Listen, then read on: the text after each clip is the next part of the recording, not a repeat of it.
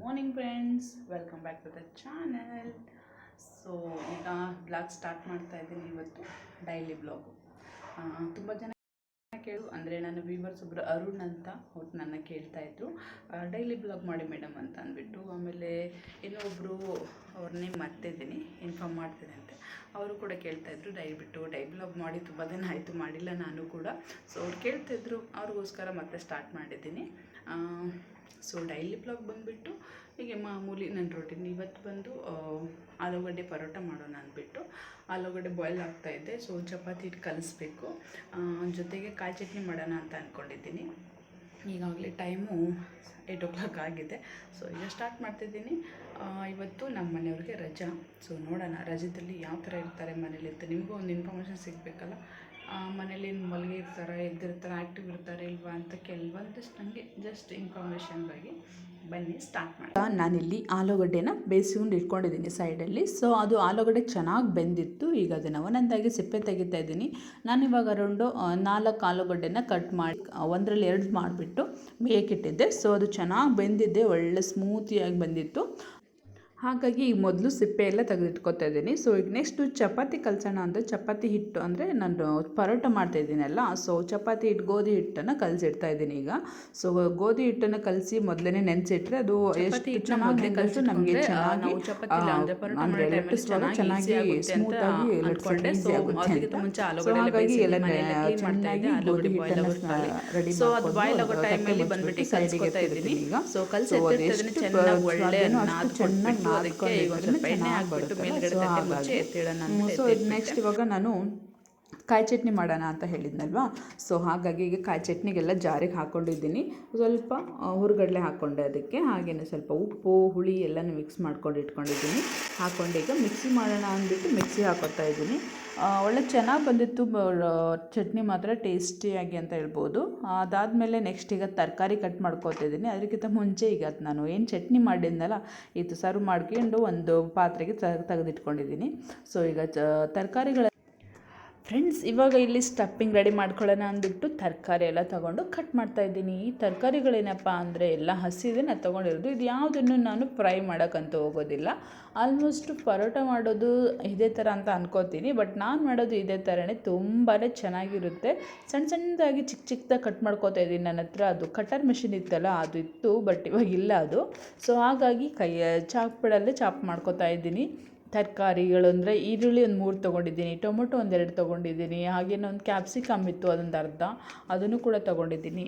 ನೀವು ಮತ್ತು ಇದಕ್ಕೆ ಬೇಕಾದರೆ ಆ್ಯಡ್ ಮಾಡ್ಕೊಳ್ಳೋ ಹಾಗೆ ಕ್ಯಾರೆಟು ಆ್ಯಡ್ ಮಾಡ್ಕೋಬೋದು. ಆಮೇಲೆ ಗೆಡ್ಡೆಗೋಸು ಬರುತ್ತಲ್ಲ, ಆ ಥರ ಏನಾದರೂ ತರಕಾರಿ ಇರಲಿ ಎಲ್ಲನೂ ಆ್ಯಡ್ ಮಾಡ್ಕೋಬೋದು. ಸೂಪರ್ ಟೇಸ್ಟ್ ಅಂತ ಹೇಳ್ಬೋದು ಇದಕ್ಕೆ ಎಕ್ಸ್ಟ್ರಾ ಈ ಥರ ಆ್ಯಡ್ ಮಾಡಿಕೊಂಡ್ರೆ. ಸೊ ಈಗ ಫೈನಲಿ ಎಲ್ಲ ತರಕಾರಿಗಳನ್ನು ಒಂದು ಪ್ಲೇಟಿಗೆ ಸರ್ವ್ ಮಾಡ್ಕೊಂಬಿಟ್ಟು ಈಗ ತೋರಿಸ್ತಾ ಇದ್ದೀನಿ ನಿಮಗೆ. ಸೊ ಇದಕ್ಕೇ ನಾನೀಗ ಖಾರ ಪುಡಿ 1 ಸ್ಪೂನಷ್ಟು, ಎಷ್ಟು ಖಾರ ಇರುತ್ತೆ ನೋಡಿಬಿಟ್ಟು ತೊಗೊಳ್ಳಿ. ನಿಮಗೆ ಖಾರ ಜಾಸ್ತಿ ಬೇಕಾದ್ರೆ ತೊಗೋಬೋದು. ನಾನು ಅದಕ್ಕೇ ಧನಿಯಾ ಪೌಡರು, ಹಾಗೆಯೇ ಸ್ವಲ್ಪ ಜೀರಿಗೆ, ಹಾಗೆ ಸ್ವಲ್ಪ ಉಪ್ಪು, ರುಚಿ ತಗೋಷ್ಟು ಉಪ್ಪು ಎಲ್ಲ ಆ್ಯಡ್ ಮಾಡಿಬಿಟ್ಟು ಹಾಗೆಯೇ ಕೈಯಲ್ಲೇ ನಾನು ಸ್ಮ್ಯಾಶ್ ಮಾಡ್ಕೊತಾ ಇದ್ದೀನಿ. ಆಲೂಗಡ್ಡೆ ಏನು ಬೇಯಿಸಿಟ್ಕೊಂಡಿದ್ನಲ್ಲ ಅದನ್ನು. ಕೆಲವೊಬ್ಬರು ಸ್ಪೂನಿಂದನೂ ಕೂಡ ಮಾಡ್ತಾರೆ. ನಾನು ಕೈಯಲ್ಲಿ ಮಾಡಿದ್ರೆ ಕಂಫರ್ಟಬಲ್ ನನಗೆ, ಯಾಕಂದರೆ ಎಲ್ಲ ಚೆನ್ನಾಗಿ ನಾವು ನಾದ್ಕೋಬೋದು. ಅದಕ್ಕೆ ಉಪ್ಪು ಖಾರ ಹೊತ್ತಿದ್ದು ಇಲ್ಲಿ ಬಂದುಬಿಟ್ಟು ಕೈಯಲ್ಲೇ ನಾದ್ಕೊಂಡ್ರೆ ಚೆನ್ನಾಗಿರುತ್ತೆ. ಸೊ ಹಾಗಾಗಿ ಕೈಯಲ್ಲೇ ಮಾಡ್ಕೊತಾ ಇದ್ದೀನಿ. ನೀವು ಬೇಕಾದರೆ ಸ್ಪೂನಲ್ಲೂ ಕೂಡ ಮಾಡ್ಕೋಬೋದು. ಸೊ ಇದೆಲ್ಲ ಚೆನ್ನಾಗಿ ಸ್ಟಫಿಂಗ್ ಆದಮೇಲೆ ಅದಕ್ಕೆ ಚೆನ್ನಾಗೆಲ್ಲ ಮಿಕ್ಸ್ ಕೊಡ್ತಾ ಇದ್ದೀನಿ. ಮಿಕ್ಸಿಂಗ್ ಕೊಟ್ಟ ತಕ್ಷಣ ಏನು ಟೇಸ್ಟ್ ಅಂತೀರಾ, ಹಾಗೆ ಹಸಿದನ್ನೇ ತಿಂದ್ಬಿಡೋಣ ಅನ್ಬೇಕು, ಆಗಿತ್ತು ಟೇಸ್ಟು. ಸೊ ಈಗ ರೆಡಿ ಮಾಡ್ಕೊಂಡಿದ್ದೀನಿ ಚಪಾತಿ ಲಡ್ಸೋಕ್ಕೆ ಅಂದ್ಬಿಟ್ಟು ಎಲ್ಲನೂ. ಸೊ ಬನ್ನಿ ಒಂದೊಂದಾಗಿ ಚಪಾತಿ ಅಂದರೆ ಪರೋಟ ಮಾಡೋಣ ಅಂದ್ಬಿಟ್ಟು ಸೊ ಈಗ ಪರೋಟ ಸ್ಟಾರ್ಟ್ ಮಾಡೋಣ ಬನ್ನಿ. ಪರೋಟ ಈಗ ಆಲ್ರೆಡಿ 1-2 ಮಾಡಿದ್ದೆ ನಾನು. ನನ್ನ ಮಗಳ ಬಂದು ತಿನ್ನು ಅಂತ ಹೇಳಿದೆ. ಅವಳು ತಿನ್ನೋಕ್ಕೆ ತುಂಬ ಚೆನ್ನಾಗಿತ್ತು, ಬಟ್ ತಿಂತಾಯಿಲ್ಲ. ಆ ಕಡೆ ಈ ಕಡೆ ಆಟದ್ದು ಒಂದು ಗಮನ ಅವಳಿಗೆ. ಹಾಗಾಗಿ ಅಲ್ಲೇ ಕೂರಿಸ್ಕೊಂಡಿದ್ದೀನಿ, ಪಕ್ಕದಲ್ಲೇ ಕೂರಿಸ್ಕೊಂಡು ಅವಳಿಗೆ ನಾನೇ ತಿನ್ನಿಸ್ಕೊ ಅಂತ ಹಾಗೇ ಪರೋಟ ಲಟ್ಟಿಸ್ತಾ ಇದ್ದೀನಿ. ಟೇಸ್ಟ್ ಮಾತ್ರ ಸೂಪರಾಗಿತ್ತು. ತಿನ್ನುವಾಗ ಆ ಒಂದು ಹಸಿ ಒಂದು ಇರುತ್ತಲ್ಲ, ಆಲೂಗಡ್ಡೆ, ಕ್ಯಾಪ್ಸಿಕಮ್ಮು, ಕ್ಯಾರೆಟ್ ಏನು ಹಾಕಿರ್ತೀವಿ ಐಟಮ್ಗಳು, ಅವು ಬಾಯಿಗೆ ಸಿಗ್ತಾಯಿದ್ದಾವೆ ತಿನ್ನುವಾಗ. ಸೂಪರ್ ಟೇಸ್ಟ್ ಅಂತ ಹೇಳ್ಬೋದು. ಹಾಗೆಯೇ ಖಾರ ಕೂಡ ಹಾಕಿರ್ತೀವಲ್ಲ, ಉಪ್ಪು ಖಾರ ಜೀರಿಗೆ ಬಾಯಿಗೆ ಅದು ಕೂಡ ಅಲ್ಲೊಂದು ಇಲ್ಲೊಂದು ಬರ್ತಾಯಿದ್ರೆ ತಿನ್ನುವಾಗ ಸಖತ್ ಟೇಸ್ಟಿ ಅಂತ ಹೇಳ್ಬೋದು. ಆ ಥರ ಇತ್ತು. ಬೇಕಾದರೆ ಇದಕ್ಕೆ ಕೆಚಪ್ಪು ಕೂಡ ನೀವು ಹಾಕ್ಕೊಂಡು ಆ್ಯಡ್ ಮಾಡ್ಬೋದು. ನಾನಿಲ್ಲಿ ಕಾಯಿ ಚಟ್ನಿ ಮಾಡಿದ್ದೆ, ಹಾಗಾಗಿ ಕಾಯಿ ಚಟ್ನಿ ಹಾಕ್ಕೊಂಡು ನಾವು ತಿಂದಿದ್ದು. ಕೆಚಪ್ಪನ್ನೇನು ಯೂಸ್ ಮಾಡಲಿಲ್ಲ. ಸೊ ಇದ್ರ ಮಧ್ಯದಲ್ಲಿ ನಮ್ಮ ಮನೆಯವ್ರು ಬಂದುಬಿಟ್ಟು ಮಗಳ ಜೊತೆ ಆ್ಯಕ್ಷನ್ ಮಾಡ್ತಿದ್ದಾರೆ. ಅವಳು ನನಗೇನು ಮಾಡೋದಕ್ಕೂ ಬಿಡೋದಿಲ್ಲ ನನ್ನ ಮಗಳು. ಅಂದರೆ ಅವರಪ್ಪ ಜಸ್ಟ್ ಬರೀ ಹಾಗೆ ಸುಮ್ಮನೆ ತಮಾಷೆ ಕೈ ಎತ್ತಿದ್ರು ಕೂಡ ನಾನಿದ್ದೀನಿ ಪಾಪ ಇಲ್ಲಿ, ನಾನು ಹುಲಿ, ಅಮ್ಮನ ಹುಲಿ ನಾನು ಅಂತ ಹೇಳ್ತಾಳೆ ಅವಳು ನನ್ನ ಮಗಳು. ಆ ಥರ ನಾನು ಸೆಕ್ಯೂರ್ ಮಾಡುತ್ತದು ನನ್ನ ಬಂಗಾರಿ. ಸೊ ಹಾಗಾಗಿ ಅದನ್ನೊಂದು ಆ್ಯಕ್ಷನ್ ತೋರಿಸ್ತಾ ಇದ್ವಿ, ಮಾಡ್ತಾಯಿತ್ತು. ಅದು ಹಾಗೆ ಕ್ಯಾಪ್ಚರ್ ಆಗಿದೆ ಇಲ್ಲಿ. ಸೊ ಇದ್ರೆ ನೆಕ್ಸ್ಟು ನಾನೀಗ ಪರೋಟ ಎಲ್ಲ ಒಂದೊಂದೇ ಮಾಡಿ ಹಾಕ್ತಾಯಿದ್ದೀನಿ. ಸ್ಟಫಿಂಗ್ ಕೂಡ ಸೆಂಟ್ರಲ್ಲಿ ಆ್ಯಡ್ ಮಾಡಿ ಚಪಾತಿ ಥರ ಲಟ್ಟಿಸ್ತಾ ಇರೋದು. ಸೊ ನಾನು ಪ್ರೀವಿಯಸ್ಸು ಒಂದೆರಡು ಬ್ಲಾಗ್ ಮಾಡಿದ್ದೀನಿ. ಸೊ ಅದರಲ್ಲೂ ನಾನು ಯಾವ ಥರ ಮಾಡೋದು ಕಂಪ್ಲೀಟಾಗಿ ಪಿನ್ ಟು ಪಿನ್ ಡೀಟೇಲ್ ತೋರಿಸಿದ್ದೀನಿ. ಬಟ್ ಇಲ್ಲಿ ನಾನು ಯಾವ ಥರ ಮಾಡ್ತಿದ್ದೀನಿ ಏನು ಅಂತ ಅಷ್ಟು ನಿಮಗೆ ಕಾಣಿಸ್ತಾ ಇಲ್ಲ ಅಂತ ಅಂದರೆ ನೀವು ಇನ್ನೊಂದು ಬ್ಲಾಗ್ ಇದೆ, ಅದರಲ್ಲಿ ಹೋಗ್ಬಿಟ್ಟು ನೋಡ್ಕೋಬೋದು. ನೋಡಿ ಪರೋಟ ನೋಡಿ ಎಷ್ಟು ಸಖತ್ತಾಗಿ ಬಂದಿದೆ ಅಂತ ನೋಡಿ. ಲಟ್ಸುವಾಗ ತುಂಬ ಚೆನ್ನಾಗಿ ಬಂದಿತ್ತು. ಅದೇ ಥರ ಹಂಚಿಗೆ ಹಾಕೋ ಟೈಮಲ್ಲೂ ಟೈಮ್ ಆ ಕಡೆ ಈ ಕಡೆಗೆ ಸ್ವಲ್ಪ ಮೆಸ್ಸಿ ಆಗಿದೆ. ನನ್ನ ಮಗಳದು ಈಗ ತಿಂಡಿ ಆಯಿತು, ಪರೋಟ ಎಲ್ಲ ತಿಂದಾಯಿತು. ಅವಳು ತಿಂದ ತಕ್ಷಣವೇ ಚಾಕ್ಲೇಟ್ ಕೊಡ್ತೀನಿ ಅಂತ ಹೇಳ್ತಿರ್ತೀನ. ಚಾಕ್ಲೇಟ್ ಎಲ್ಲಿ, ನನಗೆ ಇದು ಗಿಫ್ಟ್ ಸಿಕ್ಕಿದೆ, ಅವರ ಅಪ್ಪನ ID ಕಾರ್ಡ್ ಹಿಡ್ಕೊಂಡು ಕೂತಿದ್ದಾಳೆ. ಸೊ ಪರೋಟ ಫೈನಲಿ ಎಲ್ಲ ರೆಡಿ ಆದಮೇಲೆ ನಾವು ಕೂಡ ಪರೋಟ ಎಲ್ಲ ತಿಂದಾಯಿತು, ಟಿಫನ್ ಮುಗಿಸ್ಕೊಂಡ್ವಿ. ಈಗ ಫ್ರೆಂಡ್ಸ್ ಇವಾಗ ಇದಾವ ಸಾಕಾಗಲ್ಲ. ನನ್ನ ಮಗಳಿಗೆ ಒಂದು ಡಾಲ್ ಬೇಕಂತೆ, ಒಂದು ಅದು ಬೇಕಂತೆ, ಒಂದು ಇದು ಬೇಕಂತೆ. ಅದಕ್ಕೆ ದುಡ್ಡು ತಗೊಂಬ ಅಂತ ಹೇಳಿದೆ. ವಾಟರ್ಗೆ ನಾವು ಕಾಯಿನ್ ಇದ್ರಲ್ಲಿ ಇಟ್ಟಿರ್ತೀವಿ ವಾಟರ್ ತರೋದಕ್ಕೆ. ಸೊ ಇದ್ರಲ್ಲಿ ಇದ್ದಾವಲ್ಲ, ಇದೇ ಸಾಕು ಹೇಳ್ತಿದ್ದಾಳೆ. ಇವತ್ತಿನ ದಿನ ನಮ್ಮ ಮನೆಯವ್ರು ಮನೇಲಿದ್ದಾರೆ, ಹೇಗಾಗುತ್ತೆ ನೋಡೋಣ ಅಂತ. ಹುಷಾರಿಲ್ಲ, ಮಲ್ಕೊಂಡಿದ್ದಾರೆ. ಕೈಗೆ ಬೇರೆ ಏಟಾಗೈತೆ, ಜ್ವರ ಬಂದೈತೆ. ಹೌದಾ? ಹುಷಾರಿಲ್ಲ ಅಂತ ಮಲಗಿದ್ದಾರೆ. ಬ್ಯಾಂಕ್ ಹತ್ರ ಹೋಗ್ಬರ್ಬೇಕು, ಸ್ವಲ್ಪ ನೋಡೋಣ. ಆದರೆ ಹೋಗ್ಬರ್ತೀವಿ. ಸ್ವಲ್ಪ ವೆದರ್ ಎಲ್ಲ ಕೂಲಾಗಿದೆ. ಅದಿಡಮ್ಮ ಅಲ್ಲಿ ಶಾನ, ಕೀಪ್ ಇಟ್ ದೇರ್ ಓನ್ಲಿ. ಈಗ ಸ್ವಲ್ಪ ಬ್ಯಾಂಕ್ ಹತ್ರ ಹೋಗ್ಬೇಕು ಅಂತ ಹೇಳಿದ್ನಲ್ವ, ಹಾಗಾಗಿ ಹೊರಡ್ತಾ ಇದ್ದೀವಿ. ನಮ್ಮ ಮನೆಯವ್ರನ್ನ ಹಂಗೆ ಹೊರಡಿಸ್ಬಿಟ್ಟು ಹೊರಡೋಣ ಅಂದ್ಬಿಟ್ಟು ಫೈನಲಿ ಎಲ್ಲ ರೆಡಿ ಆಗಿಬಿಟ್ಟು ಹೋಗ್ತಾಯಿದ್ವಿ. ಹಾಗೆ ಸ್ವಲ್ಪ ಕೆಲಸನೂ ಇತ್ತು, ಮುಗಿಸ್ಕೊಂಡು ಬರೋಣ ಅಂದ್ಬಿಟ್ಟು. ಸೊ ಅದಾದಮೇಲೆ ಎಲ್ಲ ಮುಗಿಸ್ಕೊಂಡು ಈವ್ನಿಂಗ್ ಮನೆಗೆ ಬಂದ್ವಿ. ಈವ್ನಿಂಗ್ ಮನೆಗೆ ಬಂದಮೇಲೆ ಬ್ರೆಡ್ ತೊಗೊಬಂದಿದ್ದೆ ನಾನು. ಬ್ರೆಡ್ಡನ್ನು ಈಗ ಸ್ವಲ್ಪ ಬಿಸಿ ಮಾಡಿಬಿಟ್ಟು ಟೀ ಜೊತೆಗೆ ಕುಡಿಯೋಕ್ಕೆ ಮಾಡ್ಕೊತಾ ಇದ್ದೀನಿ. ಹಸಿದ್ದೇನೆ ಹಾಗೆ ಚೆನ್ನಾಗಿರುತ್ತೆ. ನೋಡೋಣ, ಸ್ವಲ್ಪ ಬಿಸಿ ಮಾಡ್ಕೊಂಡು ತಿಂದು ನೋಡೋಣ ಅಂದ್ಬಿಟ್ಟು ಅನ್ನಿಸ್ತು. ಸೊ ಹಾಗಾಗಿ ನಮ್ಮ ಮನೇಲಿ ನಮ್ಮ ಮನೆಯವರು ಮಾವಿನ ಹಣ್ಣು ತೊಗೊಬಂದಿದ್ರು ಇವತ್ತಿನ ದಿನ. ತುಂಬಾ ಚೆನ್ನಾಗಿತ್ತು ಮಾವಿನ ಹಣ್ಣು, ಒಳ್ಳೆ ಮೆತ್ತಗಾಗಿ ಸಖತ್ತಾಗಿತ್ತು. ಸೊ ಬಂದ ತಕ್ಷಣವೇ ಒಂದೆರಡು ಆಲ್ರೆಡಿ ಕಟ್ ಮಾಡ್ಕೊಂಡು ತಿಂದುಬಿಟ್ಟಿದ್ವಿ. ಸೊ ಈಗ ಫೈನಲಿ ಸ್ವಲ್ಪ ಸೀಕರಣೆ ಮಾಡೋಣ ಅಂತ ಅನ್ನಿಸ್ತು ನನಗೆ, ಯಾಕಂದರೆ ಮಾವಿನ ಹಣ್ಣು ತುಂಬಾ ಚೆನ್ನಾಗಿತ್ತು. ಸೊ ಈ ಥರ ಇರೋ ಮಾವಿನ ಹಣ್ಣನ್ನು ಸೀಕರಣೆ ಮಾಡಿದರೆ ಚೆನ್ನಾಗಿರುತ್ತೆ ಟೇಸ್ಟಾಗಿ ಅಂತ ನಮ್ಮಮ್ಮ ಯಾವಾಗಲೂ ಹೇಳ್ತಾ ಇರೋರು. ಸೊ ಅದು ನೆನಪಾಯಿತು ನನಗೆ.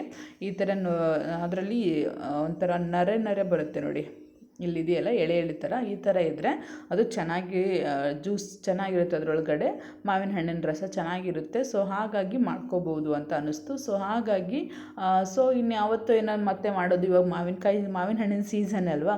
ಸೊ ಹಾಗಾಗಿ ತಂದಿದ್ದಾರೆ, ಮಾಡಿಬಿಡೋಣ ಅಂದ್ಬಿಟ್ಟು ಸೊ ಈಗ ಮಾಡ್ತಾಯಿದ್ದೀನಿ. ಎಲ್ಲನೂ ಚೆನ್ನಾಗಿ ತೆಗೆದ್ಬಿಟ್ಟು ಒಂದೊಂದೇ ಹಾಕಿಡ್ತಾ ಇದ್ದೀನಿ. ಸೊ ಮೇಲ್ಗಡೆ ಸಿಪ್ಪೆಲಿರೋದನ್ನ ಎಲ್ಲ ಒಂದು ಕಡೆಯಿಂದ ತೆಗೆದಾಯಿತು ರಸನ. ಇನ್ನೂ ಸ್ವಲ್ಪ ಇದ್ದರೆ ಅದನ್ನು ಒಂದು ಪಾತ್ರೆಗೆ ಎತ್ತಿಡ್ತಾ ಇದ್ದೀನಿ. ಅದಕ್ಕೂ ಸ್ವಲ್ಪ ನೀರು ಹಾಕ್ಬಿಟ್ಟು ಅದ್ರ ಇನ್ನೊಂದು ಸಾರಿ ಅದು ಜ್ಯೂಸನ್ನ, ಅದರಲ್ಲಿರೋ ಹಣ್ಣಿನ ರಸನೆಲ್ಲ ಈ ಥರ ಮಾಡಿದರೆ ಬಂದುಬಿಡುತ್ತೆ. ಸೊ ಹೋಟೆಲ್ ಇರೋದು ಕೂಡ ಜಾಸ್ತಿ ಇದೆ. ಸೊ ಹಾಗಾಗಿ ಅದನ್ನು ಕೂಡ ತೆಗಿತಾ ಇದ್ದೀನಿ ಈಗ. ಸೊ ಈ ಥರ ಒಂದೊಂದಾಗಿ ಸ್ಟಾರ್ಟ್ ಮಾಡಿದ್ದೀನಿ. ಈಗ ನೋಡಿ ಸಿಪ್ಪೆನೂ ಸಪ್ರೇಟಾಗಿ ಎಲ್ಲ ಎತ್ತಿಟ್ಟಿದ್ದೆ. ಸೊ ಇದಕ್ಕೆ ಆಲ್ರೆಡಿ ಒಂದು ಅರ್ಧ ಗ್ಲಾಸಷ್ಟು ನೀರು ಹಾಕ್ಕೊಂಡ್ಬಿಟ್ಟು ಸೊ ಈಗ ಮತ್ತೆ ಇದನ್ನು ಕೂಡ ಚೆನ್ನಾಗಿ ಕಿವುಚ್ತಾ ಇದ್ದೀನಿ. ಕಿವುಚ್ಬಿಟ್ಟು ಅದರಲ್ಲಿರೋ ರಸ ಎಲ್ಲ, ಹಣ್ಣಿನ ರಸ ಸುಮ್ಮನೆ ವೇಸ್ಟ್ ಆಗುತ್ತೆ ಹಾಗೆ ಬಿಸಾಕೋಕ್ಕಿಂತ. ಸೊ ಈ ಥರ ಮಾಡಿಬಿಟ್ಟು ನಾವು ತೆಗೆದಿಟ್ರೆ, ಅಂದರೆ ಅದು ರಸ ಎಲ್ಲ ತೊಗೊಂಡು ನಾವು ಮಾಡ್ಕೊಂಡಿರೋ ಪಾನಕಕ್ಕೆ ಹಾಕ್ಕೊಂಡ್ರೆ ನಮಗೊಂದು ಕುಡಿಯೋದಕ್ಕೆ ಒಂದು ಎಕ್ಸ್ಟ್ರಾನೂ ಆಗುತ್ತೆ, ಚೆನ್ನಾಗಿರುತ್ತೆ. ಸೊ ಹಾಗಾಗಿ ಈ ಥರ ಮಾಡ್ತಾಯಿದ್ದೀನಿ. ಇದನ್ನ ಎಕ್ಸ್ಟ್ರಾ ಉಳಿದಿರೋ ಸಿಪ್ಪೆ ಎಲ್ಲ ಮುಸ್ರೆ ಇದೆ, ದನಗಳು ಬರ್ತವೆ, ಅದಕ್ಕೆ ಹಾಕ್ಬಿಡ್ತೀನಂತೆ. ಸೊ ಸೀಕರಣೆ ಕಾಂಬಿನೇಷನ್ ಆಗಿ ಹೋಳಿಗೆ ಊಟ ಮಾಡ್ತಾರೆ, ಒಬ್ಬಟ್ಟಿಂದು, ಹಾಗೆಯೇ ಚಪಾತಿ ಇಲ್ಲ ರೊಟ್ಟಿ, ಅಕ್ಕಿ ರೊಟ್ಟಿ ಈ ಥರ ಮಾಡ್ಕೋತಾರೆ. ಸೊ ನಾನು ಬೆಳಗ್ಗೆ ಮಾಡಿರೋ ಪರೋಟ ಇನ್ನೂ ಇದೆ. ಸೊ ಹಾಗಾಗಿ ಅದೇ ಸಾಕು ಅಂತ, ಸೊ ಹಾಗಾಗಿ ಪರೋಟನೇ ಸಾಕು ಅಂದ್ಕೊಂಡೆ. ಈಗ ಇಲ್ಲಿ ಬೆಲ್ಲನ ಕಾಯಕ್ಕೆ ಇಟ್ಕೋತಾ ಇದ್ದೀನಿ. ಹಣ್ಣು ಸ್ವಲ್ಪ ಸ್ವೀಟಾಗೇ ಇತ್ತು, ಹಾಗಾಗಿ ಸ್ವಲ್ಪ ಬೆಲ್ಲ ಕಾಯಕ್ಕೆ ಇಟ್ಕೊಂಡಿದ್ದೀನಿ ಇವಾಗ. ಸೊ ಬೆಲ್ಲ ಚೆನ್ನಾಗಿ ಕಾದ್ಮೇಲೆ ಕುದಿಸ್ತಾ ಇದ್ದೀನಿ. ಬೆಲ್ಲ ಎಲ್ಲ ಕರಗಲಿ ಅಂತ ವೆಯ್ಟ್ ಮಾಡ್ತಾ ಇರೋದು. ಬೆಲ್ಲ ಎಲ್ಲ ಕರಗಿದ್ದಾದಮೇಲೆ ಚೆನ್ನಾಗಿ ಅದು ಕರಗಲಿ ಅಂದ್ಬಿಟ್ಟು ಫಸ್ಟ್ ಆ ಕಡೆ ಈ ಕಡೆ ಎಲ್ಲ ಶೇಕ್ ಮಾಡ್ತಾಯಿದ್ದೀನಿ. ಬೆಲ್ಲ ನೋಡಿ ನಿಮ್ಗೆ ಎಷ್ಟು ಬೇಕು ಅಷ್ಟು ತೊಗೋಬೋದು. ಹುಳಿ ಇದ್ದರೆ ನಮಗೆ ಕಾಯಿ ಜಾಸ್ತಿ ಸ್ವೀಟ್ ತಗೊಳುತ್ತೆ ಅದು. ಸ್ವಲ್ಪ ಸ್ವೀಟಾಗಿದ್ದರೆ ಬೆಲ್ಲ ಜಾಸ್ತಿ ಏನು ಬೇಡ, ಸ್ವಲ್ಪನೇ ಸಾಕು. ಸೊ ನಾನು ಈಗ ಸ್ವಲ್ಪನೇ ತೊಗೊಂಡಿದ್ದೀನಿ. ಯಾಕಂದರೆ ಸ್ವಲ್ಪ ಸ್ವೀಟಾಗಿತ್ತು ಮಾವಿನ ಹಣ್ಣು. ಸೊ ಹಾಗಾಗಿ ಈಗ ಇದು ಬೆಲ್ಲ ಕಾಯಿಸಿದ್ದೆಲ್ಲ ರೆಡಿ ಆಯಿತು. ಹಾಗೆ ಡೈರೆಕ್ಟಾಗಿ ನಾನೀಗ ಸೋಸಿಬಿಟ್ಟು ಹಾಕ್ತಾಯಿದ್ದೀನಿ. ಸೊ ನೋಡ್ಬೋದು ಒಳ್ಳೆ ಚೆನ್ನಾಗಿ ಎಲ್ಲನೂ ಬಂದಿತ್ತು. ಅದ್ರ ಮೇಲ್ಗಡೆ ಕಡ್ಡಿ ಕಸ ಆ ಥರ ಇರುತ್ತಲ್ಲ, ಸೊ ಹಾಗಾಗಿ ಬೆಟರ್ ಸೋಸ್ಕೊಳ್ಳೋದು ಅಂದ್ಬಿಟ್ಟು ಅನ್ನಿಸ್ತು ನನಗೆ. ಹಾಗೆ ಸೋಸ್ತಾ ಇದ್ದೀನಿ. ಸೋಸ್ಬಿಟ್ಟು ಹೈಜಿನಿಕ್ಕಾಗಿ ಮಾಡ್ಕೊಳ್ಳೋಣ ಅಂತ ಮಾಡ್ತಾಯಿದ್ದೀನಿ. ನೋಡಿದರೆ ಜ್ಯೂಸು ಮಾತ್ರ ಅಂದರೆ ಎಲ್ಲನೂ ಸರಿ ಹೋಯಿತು.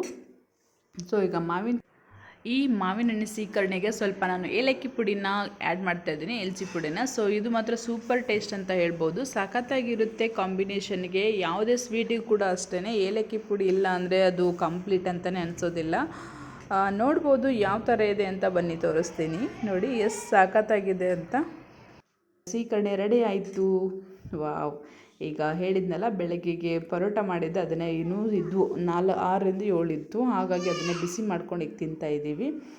ಇಲ್ಲಿ ಅಪ್ಪ ಮಗಳು ತುಂಬ ಇಷ್ಟಪಟ್ಟು ತಿಂದರು. ನನಗೂ ತುಂಬಾ ಖುಷಿ ಆಯಿತು ಮಾಡಿದ್ದಕ್ಕೂ. ಈ ಬ್ಲಾಗ್ನ ಇಲ್ಲಿಗೆ ಎಂಡ್ ಮಾಡ್ತಾಯಿದ್ದೀನಿ. ನೋಡಿದ್ದಕ್ಕೆ ಪ್ರತಿಯೊಬ್ಬರಿಗೂ ಧನ್ಯವಾದ. ದಯವಿಟ್ಟು ಸಬ್ಸ್ಕ್ರೈಬ್ ಮಾಡ್ಕೊಂಡು ನನ್ನ ಚಾನಲನ್ನು ನೋಡಿ. ಈ ನಾನು ಮಾಡಿರೋ ಸೀಕರಣೆ ಯಾವ ಥರ ಅನ್ನಿಸ್ತು, ನೀವು ಕೂಡ ಟ್ರೈ ಮಾಡಿ ಈ ರೆಸಿಪಿನ. ಎಲ್ರಿಗೂ ಧನ್ಯವಾದ ನೋಡಿದ್ದಕ್ಕೆ. ದಯವಿಟ್ಟು ಸಬ್ಸ್ಕ್ರೈಬ್ ಮಾಡ್ಕೊಳ್ಳೋದು ಮರಿಬೇಡಿ. Thank you. Bye bye.